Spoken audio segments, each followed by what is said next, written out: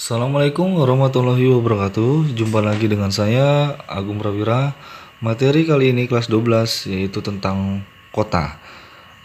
Fisik kota, ciri-ciri kota, struktur kota, serta jenis-jenis klasifikasi kota. Sebelumnya sudah saya jelaskan pengertian kota, lalu kemudian bentuk pola perkotaan. Nah, kemudian saya akan bahas pertama yaitu fisik kota. Kota dikelompokkan menjadi beberapa, yaitu memiliki daerah yang terbuka yang digunakan sebagai open space atau paru-paru kota.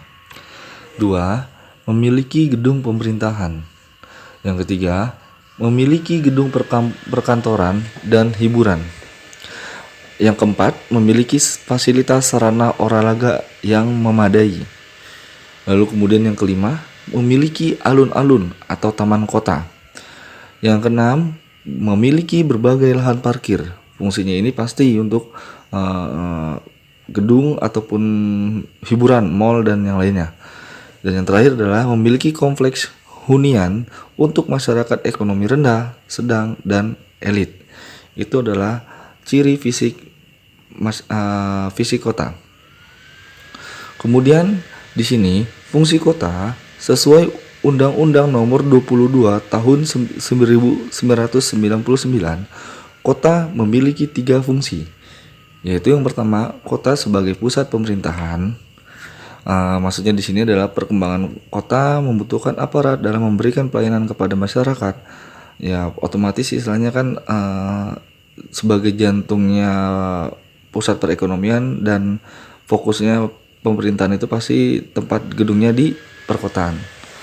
Yang kedua, kota sebagai pusat pendidikan. Melihat dari sejarah, perkembangan sekolah-sekolah justru berada di perkotaan. Mengapa demikian?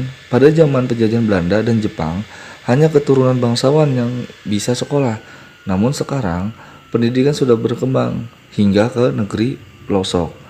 Tapi, karena dari zaman Belanda itulah pendidikan fokusnya di perkotaan. Yang ketiga, kota sebagai pusat informasi. Karena di sini untuk mewujudkan pembangunan baik di kota maupun di desa ataupun daerah dibutuhkan informasi yang cepat dan akurat.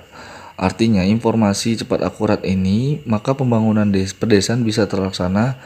Informasi yang masuk ke wilayah pedesaan beragam dan kebanyakan berasal dari kota, sehingga masyarakat desa bisa mendapatkan pengaruh dari kemajuan perkembangan di kota.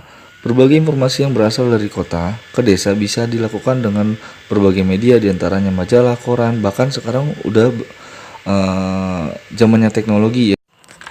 Macam-macam kota. Yang pertama, klasifikasi kota berdasarkan jumlah penduduknya. Nah, terbagi ada 5. Yang pertama ada megapolitan, yakni kota yang jumlah penduduknya di atas 5 juta orang.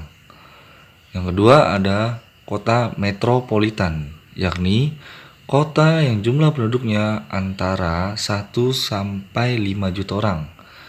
Kita sering mendengar nih kota metropolitan ya kan. Karena dipengaruhi oleh jumlah penduduknya.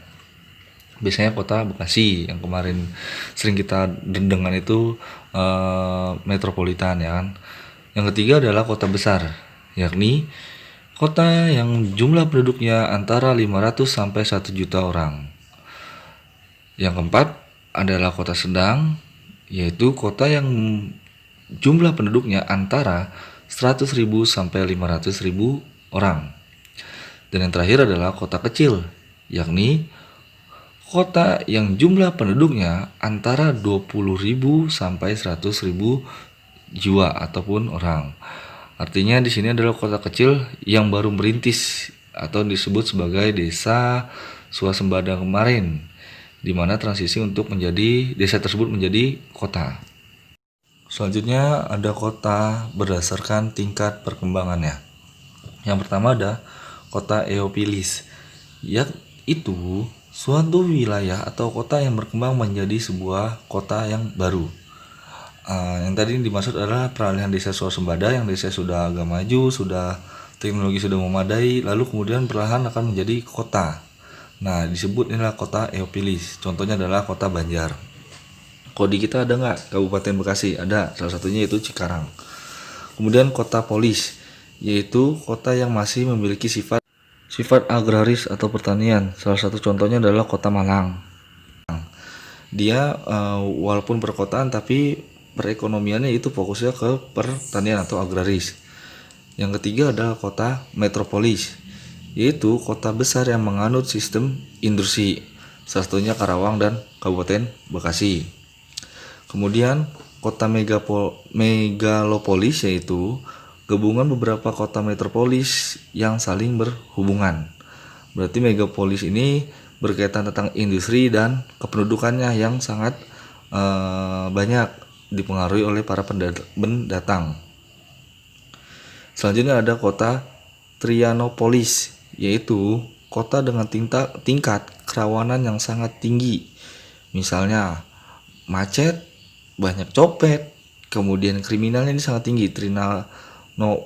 Trinopolis, contohnya adalah kita sebut di negara Zimbabwe, yaitu kerentanan sosialnya sangat tinggi di negara tersebut. Salah satunya di kota di negara Zimbabwe. Yang terakhir adalah kota nekropolis, yaitu kota yang berkembangannya justru mengalami kemunduran menuju kehancuran. Nah, kota ini disebut juga sebagai kota mati, kayak lagu-lagu Peter Pan itu kan. Nah, kota mati ini di Indonesia nggak ada. Salah satunya adalah di Batam, yaitu Marina City, di mana kota tersebut sudah mati padahal pembangunannya sangat bagus, banyak sekali tempat hiburan dan yang lainnya. Nah, kota nekropolis ini disebabkan karena adanya bencana nuklir, kemudian adalah bencana alam sehingga penduduknya pada pindah, ataupun ada berbagai wabah penyakit. Kalau kita sering mendengar di Ukraina ada salah satu kota yang benar-benar penduduknya pada pindah karena pengaruh nuklir. Kemudian kota berdasarkan fungsinya. Yang pertama, kota pusat industri, yaitu kota yang memproduksi barang jadi, setengah jadi, maupun barang mentah. Nah, contohnya saya bilang tadi adalah Bekasi. Kabupaten Bekasi itu difungsikan kota ataupun sebagai wilayahnya sebagai pusat industri.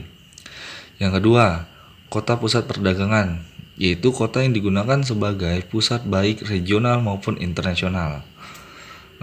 Ini biasanya berkaitan dengan letak lokasi pelabuhan.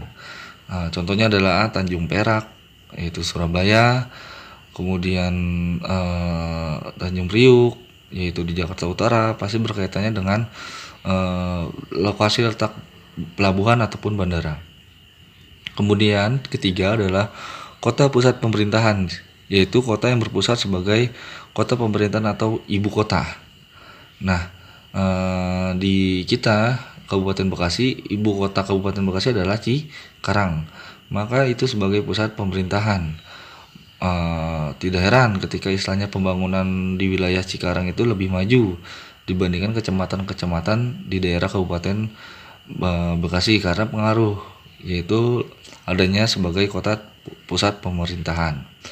Yang keempat, kota pusat kebudayaan, yaitu kota yang berfungsi sebagai pusat kebudayaan. Di Indonesia adalah salah satunya adalah Denpasar, Bali. Kemudian Yogyakarta, karena sebagai daya jual ataupun sebagai pembangunannya khusus untuk kebudayaan pada masa dulu, lalu kemudian dijadikan beberapa monumen ataupun sebagai tugu yang bisa dikenang ketika pada masa lampau. Dan yang terakhir adalah materinya potensi kota. Kota yang merupakan pusat berbagai pelayanan bagi masyarakat, maka dari itu berbagai potensi yang dimiliki perlu diketahui. Potensi-potensi berikut yang pertama adalah potensi sosial, yakni fasilitas yang mampu menciptakan ketenangan hidup warga kota. Sebagai contoh, rumah sakit, tempat ibadah, yayasan sosial maupun organisasi sosial. Yang kedua, potensi budaya, yaitu adanya sarana kesenian maupun pendidikan yang dapat memberi gairah hidup bagi warga kota. Artinya potensi budaya di fasilitas di perkotaan pasti lebih memadai. Yang ketiga, potensi politik, yakni dengan adanya aparatur kota yang dapat menjalankan tugasnya dengan baik dalam menjalani masyarakat, lembaga politik maupun partai politik. Nah, dengan adanya potensi politik ini karena dipengaruhi sebagai pusat pemerintahan. Yang keempat adalah potensi ekonomi, yaitu karena pengaruh adanya kawasan industri ataupun pusat perbelanjaan. Oke, ini sudah penghujung di materi kelas 12 tentang perkotaan, kemudian fungsi kota, kemudian potensi kota. Saya tutup, mohon maaf kalau salah kata. Wassalamualaikum warahmatullahi wabarakatuh.